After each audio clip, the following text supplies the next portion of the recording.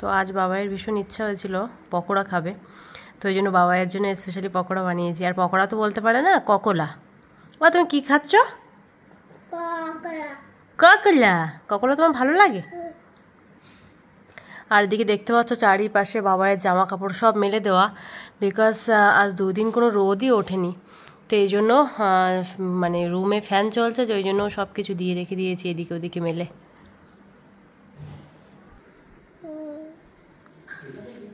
কি সুন্দর দেখো, খেতে শিখে গেছে। পকোড়া একটা করে টুকরো নিচ্ছে, আমি লঙ্কা বেছে বেছে দিয়েছি, আর ওর জন্য স্পেশালি একটু লঙ্কা কমই দিয়েছি। আর কি সুন্দর সস মাখিয়ে মাখিয়ে খাচ্ছে। আমার বাবাইটা কত বড় হয়ে গেছে দেখতে দেখতেই। তো hey guys, welcome back to my channel. কেমন আছো তোমরা সবাই? আশা করি তোমরা সবাই ভালো আছো, সুস্থ আছো। আমরাও কিন্তু সবাই ভালো আছি, সুস্থ আছি। আর আমি ফাল্গুনি চলে এসেছি আবার একটা নতুন ভিডিওর সাথে, নতুন কিছু টিপস নিয়ে, যেটা তোমাদের সংসারের কাজে অনেকটাই উপকার আসে, তবু সেটা বিনা খরচে। তো চলো আজকের প্রথম টিপসটা তোমাদের সাথে শেয়ার করা যাক। দেখো, আমি এদিকে নিয়ে নিয়েছি বাটিতে দুধ। আর বাটিতে দুধ নিয়ে অনেক সময় কি হয়, কম দুধ হোক বা বেশি দুধ যেটাই হোক না কেন, বাট আমরা কিন্তু গ্যাসের ওপরে অনেক সময় মানে দুধটা জাল হতে দিয়ে আমরা কিন্তু অন্য কোনো কাজ করতে থাকি। আর ততক্ষণে কি হয়, আমার যদি গ্যাস ফ্লেমটা ধীরে করাও থাকে, তবু কিন্তু অনেক সময় দুধ উতলে নিচে পড়ে যায়। তো তার জন্য আমরা কি করে নেবো, এদিকে দেখো আমি একটা ছোট পাত্রে দুধ নিয়েছি, যে আমার উতলে যাওয়ার সম্ভাবনাটা কিন্তু বেশি আস্তে দিলেও। তো এর জন্য আমি একটু ঘি নিয়েছি, আর ঘি নিয়ে বাটির ওপরের দিক থেকে চারিপাশে ঠিক এইভাবে লাগিয়ে দিয়েছি। তো এই লাগিয়ে দেওয়ার ফলে কি হবে বলো তো, আমার কিন্তু দুধটা আর উতলে পড়েই যাবে না, আস্তে দেওয়া থাক, একটুও পড়ে যাবে না। তো আমার এই টিপসটা কেমন লাগলো তোমরা কিন্তু অবশ্যই কমেন্ট করো। আশা করছি তোমাদের এই টিপসটা অনেকটা কাজে আসবে। তো চলো নিয়ে এসছি আমার পরবর্তী টিপসে। তোমার পরবর্তী টিপস দেখো, এদিকে আমি নিয়ে নিয়েছি কিছু বেগুন। আর একটা কথা বলি, তোমাদের এই রাজস্থানের এখানে না এই বেগুনগুলোই বেশি পাওয়া যায়, এরকম ছোট ছোট বেগুন। আর এই বেগুনগুলো কিন্তু হালকা হালকা বা তিতো লাগে, আর দুই একটা তো একদম ছোট ছোট আরও বেশি তিতো লাগে। তো চলো দেখো, অনেক সময় কী হয়, আমরা বেগুন কিনে ফ্রিজে রেখে দিই, এমনি ফাঁকা জায়গায় যেখানে থাকুক না কেন, তবু বেগুনগুলো কেমন শুকিয়ে যায়। আর শুকিয়ে যাওয়ার ফলে কি হয়, আমরা যখন রান্না করি তখন ওই যে শুকিয়ে যাওয়া বেগুনগুলো, ওগুলো কিন্তু সেভাবে ভালোভাবে সিদ্ধ হতে চায় না। আর সিদ্ধ না হলে সেই খাবারটা খেতেও অত বেশি ভালো হয় না।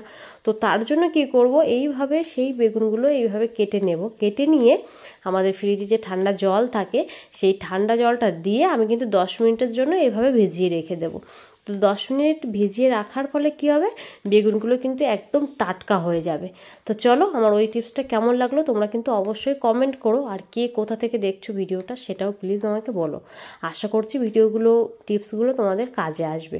তো চলো আমার পরবর্তী টিপস নিয়ে চলে এসেছি। এই টিপসটা দেখো, আমি একটা প্লেটে কিছু রসুন নিয়ে নিয়েছি।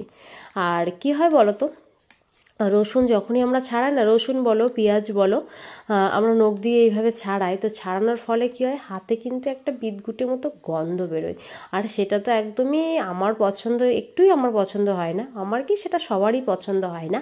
তো আমরা কিন্তু ভালোভাবে যদি হ্যান্ড ওয়াশ দিই কি সার্ফ দিয়ে হাত ধুই, যেভাবেই ধুই না কেন, তবু কিন্তু হাতের গন্ধটা না পুরোপুরি যেতে চায় না। আর তার জন্য কী করব বলো তো, তার জন্য আমি কিন্তু হাতে একটু নিয়ে নেব সর্ষের তেল। তো হাতে একটু সর্ষের তেল নিলে কি হবে, আমার সর্ষের তেল নিয়ে যদি হাতে ভালো করে লাগিয়ে নিই, তাহলে কিন্তু এই যে গন্ধটা, রসুনের পেঁয়াজের একটা কিন্তু আলাদা বিদঘুটে গন্ধ থাকে, এই গন্ধটা হাতে একটুও থাকবে না। আর কী হবে, হাতটা কিন্তু একদম মসৃণ থাকবে, সফট থাকবে। কারণ অনেক সময় হ্যান্ড ওয়াশ এটা ওটা ইউজ করার ফলে আমাদের হাতটা কিন্তু শুষ্ক শুষ্ক হয়ে যায়।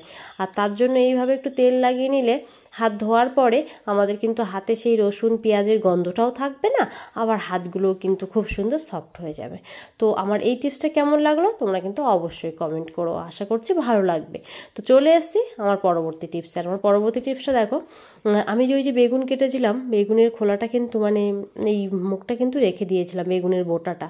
তো এই বেগুনের বোটা দিয়ে কি করব, চলো তোমাদের সাথে শেয়ার করি। আমি এদিকে নিয়ে নিয়েছি তাওয়া নিয়ে দেখো, এদিকে এই বেগুনের বোটা দিয়ে অনেক সময় আমরা অয়েল ব্রাশ করি, যখন আমরা পরোটা বানাই তখন আমাদের অয়েল ব্রাশ করতে হয়।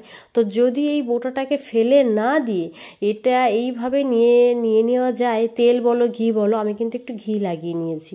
তো ঘি তেল যেটা দিয়ে যেটা পরোটা বানাও সেইভাবে লাগিয়ে নিতে পারো। বিকজ আমরা যখন পাটিসাপটা পিঠে বানাই না, পাটিসাপটা বানাতেও কিন্তু এটা আমাদের অনেকটাই কার্যকারী হয়। তো এই জন্য বেগুনের বোটা দিয়ে তোমরা যদি অয়েল ব্রাশ করতে পারো, তো আমার অয়েল ব্রাশটারও প্রয়োজনে হচ্ছে না, আবার এটাতে কাজও মিটে যাচ্ছে। তোমার এই এই টিপসটা কেমন লাগলো তোমরা কিন্তু অবশ্যই কমেন্ট করো। চলে এসেছি আমার পরবর্তী টিপস নিয়ে। আমার পরবর্তী টিপস কি, আমাদের বাচ্চাদের যেসব প্যান্ট কিনে না, অনেক সময় এই এলাস্টিকটা এত পরিমাণে টাইট হয়ে যায় যে বাচ্চাদের কোমরে কিন্তু ভীষণ পরিমাণে দাগ পড়ে যায়, আর তাতে বাচ্চাদের অনেক ক্ষতিও হয়। আর বড়োদেরও এটা হয়, কিন্তু অ্যাকচুয়ালি কী বলো তো, বড়দের থেকে ছোটোদের ক্ষেত্রে আর এটা বেশি হয়, কারণ ছোটরা তো সহ্য করতে পারে না। তো এই জন্য কী করব, আমরা বাজার থেকে যে নতুন প্যানগুলো কিনে আনি, আমি কিন্তু এদিকে গামলাতে একটু হালকা উষ্ণ গরম জল নিয়েছি। তো উষ্ণ গরম জল নিয়ে তোমরা যদি এইভাবে ওই প্যানের যে ইলাস্টিকটা থাকে, ওই ইলাস্টিকটা এইভাবে ভিজিয়ে রাখতে পারো 15 মিনিট, রাখার পরে দেন আবার ওটা তুলে নেবে। তুলে নিলে কিন্তু ইলাস্টিকটা অনেকটাই হালকা হয়ে যাবে, তখন কিন্তু পরতেও কোনো সমস্যা হবে না, আর বাচ্চাদের কোমরও ভালো থাকবে।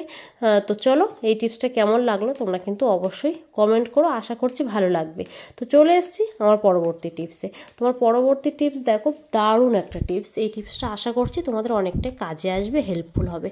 তো দেখো, এদিকে আমি নিয়ে নিয়েছি বাটিতে কিছু মশলা, আর এরকম একটা ছোট কোটো নিয়েছি। অনেক সময় কী হয় বলো তো, এখন কিন্তু বেশিরভাগ ক্ষেত্রে আমরা মিক্সারে মশলা পিষাই করি, বাট অনেক সময় কারেন্ট থাকে না, কিন্তু আমাদের রান্না করতে হবে তাড়াতাড়ি, তখন সমস্যা হয়ে যায়। আবার যে শিলনোড়ায় বাটবো সেটাও কিন্তু একটুও ভালো লাগে না, কষ্ট হয়ে যায়। তো এই জন্য কী করবো, যাতে আমাদের হাতেও কোনো রকম কোনো মশলা লাগবে না, তো বাড়িতে এরকম ধরনের কোটো কিন্তু সবারই আছে। তো এরকম ধরনের কোটোতে যদি আমি মশলাগুলো দিয়ে, আমাদের যে রুটি বেলার বেলনটা থাকে, অনেকের বাড়িতে কিন্তু হামনদস্তাও থাকে না, তো তখন আমরা সেই ক্ষেত্রে কি করব, যে রুটি বেলার যে বেলনটা আছে, ওই বেলন দিয়ে কিন্তু বেশিক্ষণ টাইম লাগবে না, অল্প একটুখানি সময়ের মধ্যেও কিন্তু খুব সুন্দরভাবে মশলাগুলো পিষে যাবে। তো এটা কিন্তু দেখতেই পাচ্ছ কি সুন্দর মশলাটা ভালো পিষে গেছে, মানে আমার এখন রান্না করার মতো কিন্তু হয়ে গেছে। তো তোমরা এই টিপসটা কিন্তু অবশ্যই ট্রাই করো, আশা করছি তোমাদের এই টিপসটা অনেকটা কাজে আসবে, অনেকটা হেল্পফুল হবে। আর আজকের এই ভিডিও যে কটা টিপস তোমাদের সাথে শেয়ার করলাম, তো এই টিপসের মধ্যে কোনটা তোমাদের কার্যকারী হয়েছে তোমরা কিন্তু কমেন্টের মাধ্যমে আমাকে অবশ্যই জানিও যে কোনটা তোমাদের বেশি ভালো লেগেছে, তোমরা কোথা থেকে ভিডিওটা দেখছো সেটাও বলো। তো চলো, আজকের মতো ভিডিওটা এখানেই শেষ করব। সবাই ভালো থেকো, সুস্থ থেকো। আর আমার দুষ্টু বাবাইটা দেখেছো হাতে লিখে কি করেছে?